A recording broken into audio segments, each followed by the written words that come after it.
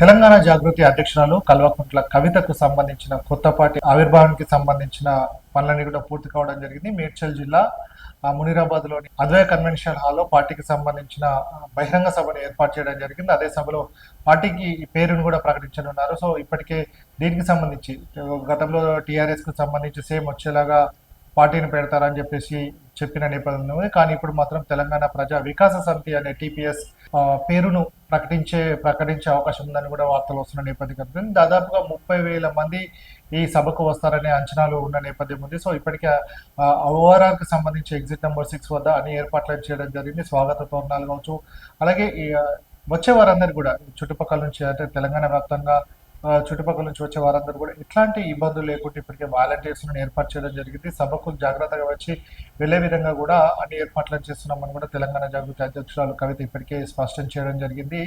ఇప్పటికే బీఆర్ఎస్ కు సంబంధించిన కొద్దిమంది నేతలు కావచ్చు, అలాగే మాజీ ఎమ్మెల్యేలు కావచ్చు, మంత్రులు కూడా తనతో టచ్ లో ఉన్నారని కూడా చెప్తున్నారు. గతంలోనే మొన్న చూసుకున్నట్టే రాథోడ్ బాపురావు కూడా పార్టీలో చేరిన సందర్భాలు కనబడుతున్నాయి. అలాగే ఉద్యమకారులను ఎవరైతే ప్రభుత్వం పట్టించుకోలేదో వాళ్ళందరినీ కూడా దగ్గర తీసే ప్రయత్నం కూడా కవిత చేస్తున్న నేపథ్యం కనబడుతుంది. ఈలోగానే అప్పుడు ఏదైతే లిక్కర్ స్కామ్ లో తాను జైలుకి వెళ్ళడం కావచ్చు, జైలు నుంచి వచ్చిన తర్వాత పరిస్థితులు ఏ విధంగానైతే టీఆర్ఎస్ పార్టీ ఆమెను దూరం చేయడం జరిగిందో జరిగిన పరిణామాల తర్వాత కొత్త పార్టీ పెట్టాలన్న ఉద్దేశం కొద్ది ముందుకు రావడం జరిగింది. అందులో భాగంగానే మొదటగా అన్ని జిల్లాల్లో ఎట్లాంటి పరిస్థితులు ఉన్నాయన్న ఉద్దేశం కొద్ది జిల్లా పర్యటనలు కావచ్చు, ముఖ్యంగా ఏ సమస్యలు సింగరేణి కావచ్చు, ఏదైతే రైతులకు సంబంధించిన సమస్య కావచ్చు, మేజర్ సమస్యలు ఎక్కడైతే ఉండడం జరిగిందో మహిళలకు సంబంధించి వాటన్నిటిపైన కూడా వారి దగ్గరికి వెళ్ళి ఆ పరిస్థితులన్నిటి కూడా కూలంకషంగా చర్చించిన నేపథ్యం కనబడుతుంది. ఆ తర్వాత జిల్లా పర్యటనలు కూడా ఆమె చేసిన నేపథ్యం, ఎందుకంటే ప్రతి ఒక్క జిల్లాలో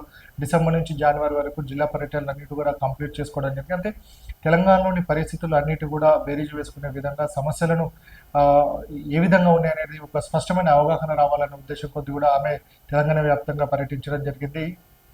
సో వెలుగుమట్ల కావచ్చు, నిన్న శంకర్ గౌడ్కి సంబంధించిన ఏదైతే ఆత్మహత్య నేపథ్యంలో డిఆర్డీఎల్కి వెళ్ళడం కావచ్చు, ఇవన్నీ ప్రతి అంశాన్ని కూడా తనకు అనుకూలంగా మర్చుకొని అక్కడ వెళ్ళి ప్రతి ఒక్క దాంట్లో తన తనకు సంబంధించిన అంశాలు ఉండే విధంగా కూడా ఆమె ఫాస్ట్గా ఉండడం జరిగింది. ఇప్పటికే సోషల్ మీడియాలో కూడా తనకు సంబంధించిన వార్తలు వచ్చే విధంగా కావచ్చు, వాటి ప్రతి దాంట్లో కూడా ప్రతి అంశాన్ని కూడా తనకు తగ్గట్లుగా మలుచుకోవడం జరుగుతుంది. సో ఈ నేపథ్యంలో తెలంగాణ ప్రజలకు కాంగ్రెస్ పార్టీ కావచ్చు, అటు బీఆర్ఎస్ కు ప్రత్యామ్నాయంగా మరొక పార్టీ రావాలన్న ఉద్దేశం కొద్ది కూడా తాను ముందుకు వస్తున్నానని కూడా ఆమె చెప్తున్న నేపథ్యం కనబడుతుంది. సో మొత్తంగా తెలంగాణ జాగృతి అధ్యక్షురాలు కవితకు సంబంధించిన కొత్త పార్టీ ఈ నెల ఏదైతే 25వ తేదీన ప్రారంభమవుతున్న ప్రకటిస్తున్న నేపథ్యంలో కూడా మునిరాబాద్ లోని అద్వయ కన్వెన్షన్ హాల్ కి సంబంధించి అన్ని ఏర్పాట్లు పూర్తి చేయడం జరిగింది.